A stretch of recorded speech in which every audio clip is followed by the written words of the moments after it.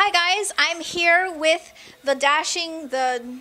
what's another descriptive word that begins with the letter D? Dainty. Dainty. Yeah, dainty. The the dashing the dainty. Dash 10. Out. Okay. So, how is your summer going so far on the Vans What for 2016?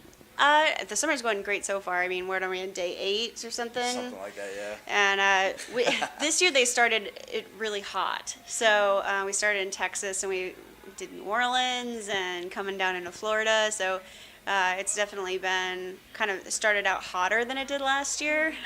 Definitely more moist than last year. But we're loving it so far. Meeting lots of really cool fans. Florida has some of the coolest Warped fans, I think, because you go to multiple stops. I mean, it's true. It's not a lie. Like, there's just so many fans who are used to coming to like multiple stops and just really taking in all the Warped Tour experience. So it's been great. So, Dash 10 isn't a typical musical ensemble. Could you explain the concept of the band maybe to the viewers? Sure. We are active duty soldiers in the Army, and so we kind of the band name Dash 10 is picked out of it's basically an Army manual that's like going back to basics. So like if you're driving a big old truck, the basic user manual for that is Dash 10. So our rock music is very basic. We don't use any supporting tracks. We don't use auto-tune. We keep it really organic, and so for us, the music is back to basics. So Dash 10. But yeah, so we're musicians and soldiers, and we do both of it because we love them both. So, how did you come to establishing this band? Like, what career field came first? Well, actually, Pete and I and Steve, who's not here, we all came into the Army as musicians, into like the Army band program, like the ones you see marching around and stuff. But right now we are the only ones doing it with original music in any branch of the service, and it's just something creative. I mean, I was pursuing music. I'd been in the Army. I'd gotten out because I only really came in to pay for college, honestly, when I first started. So I got out, was going to school, and started a band in the Baltimore scene, and just started to pick up. And the next thing I knew, the Army was like, hey, you want to come back and do your music for the Army? And at first I was like, no, because you're gonna make me write Toby Keith songs, but they didn't actually. It was really cool.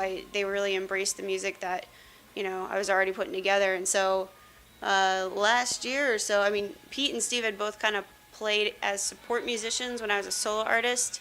And last year I was like, I really want to move more into the rock realm and have a band. And so they agreed to join me. Yeah. And It's been a roller coaster ride ever since. I mean, we're having a blast though doing it. So, what would you guys say is your favorite song to perform live? I think for me, I would have to say, What You Wanted. yeah, What You Wanted. It's a pretty challenging song, but it's one of the more aggressive songs that we have, and I just I like to rock out. It's pretty fun, and also I like playing Sunbeam too because there's actually like kind of a little drum solo thing going on it. So He gets to show off. yeah, I get to show off a little bit. But, so yeah, those are mine. Yeah, I actually agree. I mean, I think, and those are our opener. What You Want is our closer, and Sunbeam's our opener. Another one that I really like to do live, and we're still kind of figuring it out because it's a brand new song that just came out on the 8th of June, and we've never played it together live before, but it's called Our Time Now. And the song's really, for me, special because it's really just talking about our generation and kind of our opportunity to make whatever happens in our time in history right and just and beautiful and fair. And with everything that's been going on with so much hate and violence in the world, I think it's time for our generation to pull together and speak truth and stand up for what's right. And so for me, that's my favorite song, just because it's so emotional for me. On the topic of favorites, where would you guys say you've had your favorite show or your most memorable show? I think it was the Warped Tour kickoff. I mean, the World Tour kickoff in March in Orlando was our first like -10 show.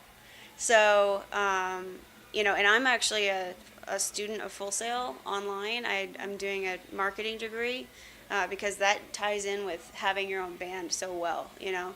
So I'm doing that while I'm doing the band and doing the Army. But, you know, it's like any indie band. You just hustle, hustle, hustle, you know.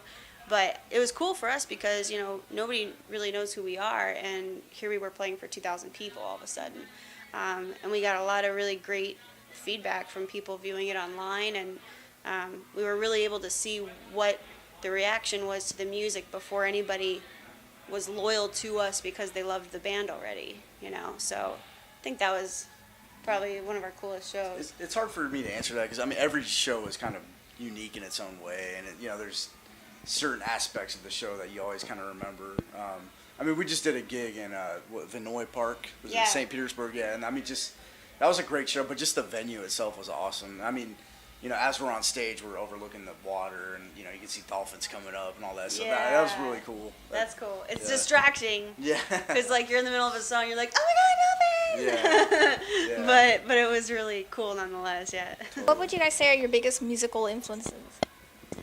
Man, I have a couple. I mean, Dave Grohl is obviously just like a classic rock role model. I mean, you know, the guy's done everything. Yeah, so I mean, Foo Fighters. I am really into Hoobastank, which is kind of funny because like nobody cares about them anymore. But you know, their most recent release was in 2012, and they had that like big, you know, The Reason ballad in 2003, and that's what everyone knows them for. But their songwriting is so good, and their live show is so good, and you know, I think it's really label politics why they're not as huge as they should be. But, you know, and then Paramore, obviously, I kind of know Haley through people and whatever, so they're awesome. And I've been listening to New Found Glory since I was, like, not a toddler, but little. Don't date yourself. Yeah, right. Since this year. Yeah.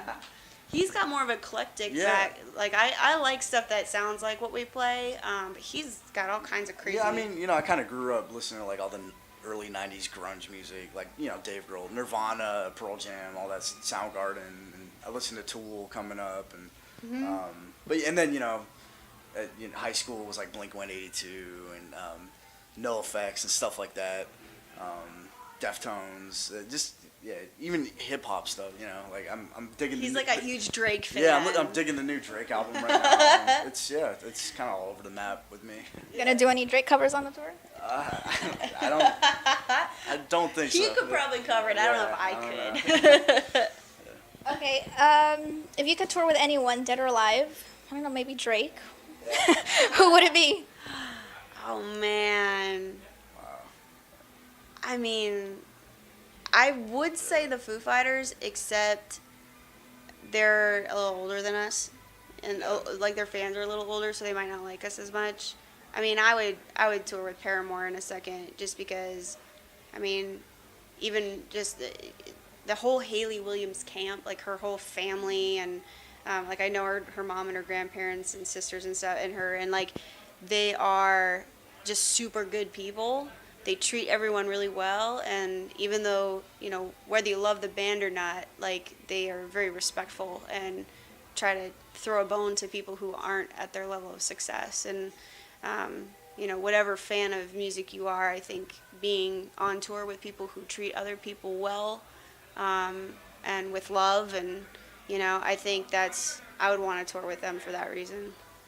I mean, probably Led Zeppelin for me. Because I mean, they were just like such a notorious. That's like, not a marketing standpoint. No, I'm not thinking of it like that. No, I mean, we probably wouldn't mix well musically with them, but I mean, just or like Kiss. Kiss loves veterans, man. Yeah, that's true. But I mean, Zeppelin they were like infamous, like for their, you know, their after party show or after show parties and like just trouble, trash in hotel rooms and all that stuff. So yeah, it would be insane. Or you know what, like Steven Tyler and Aerosmith. I mean, if we're going to like that, or no, Queen.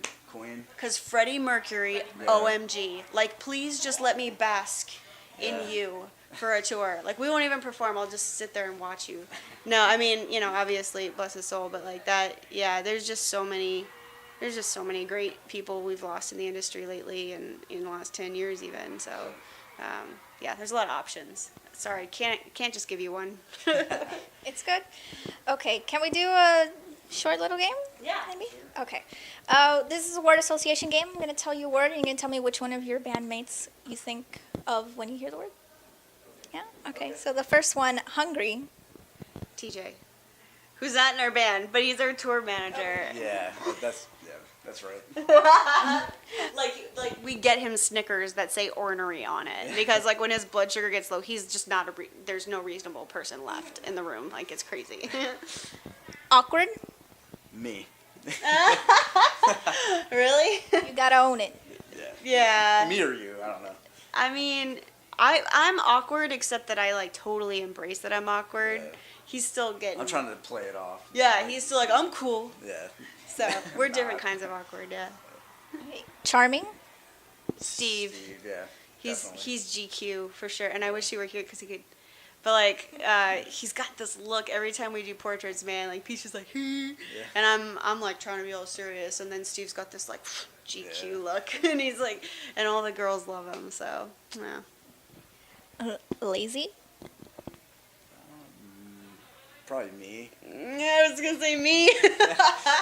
We're very similar in a lot of ways. Yeah, I mean, it's not lazy as much as it's like, I'll be thirsty and it's way over there, and like I work all the time. Like, I sound like my dad talking to my mom now. I'm always working, but like, so like I'll be lazy about little stuff like that, like, you know, getting off my butt to get food. Like, I'll just sleep literally sleep all day. Yeah, like, I can't one do wakes me that. up. I mean, I'll just, you know, if it's Saturday or something, I'm not getting out of bed. I'm just sleeping. Yeah, What's the point? yeah, right. Okay, nerd. Me, I think. Yeah, I would say so. I'm like I love code. I play with like HTML and I Yeah. write apps, and Absolutely. I'm a nerd. You gotta keep busy. Unfortunate. That's kind of dark. I mean, I'm kind of unlucky. Don't you think? Yeah. Like, I'd probably have almost to like- say her. Like, ironic. Like really? Like, yeah, I think that would be me. Like, oh yeah, that would happen to me. I just- of course. Yeah. Okay, and the last one, sexy. Steve. I can't say that. I can't say Steve. I'm not gonna admit that. Don't be what? You can be objective. He's a good-looking dude, but I'm not. Yeah. Oh, you're so silly. He's yeah, I think Steve too for the same reason, like super GQ. I mean, I don't. Sexy's a little extreme, but yeah. I mean, we're picking one person, and we only have 3 people, so it'd be Steve. It'd be Steve. He's always walking around with sleeveless and his hair all. He's got like the cool blonde. looking tattoos and stuff. Yeah. He's all like, yeah. So probably Steve. Well, thank you guys so much. I've had a dashing time. And I hope all the viewers have too, so adios.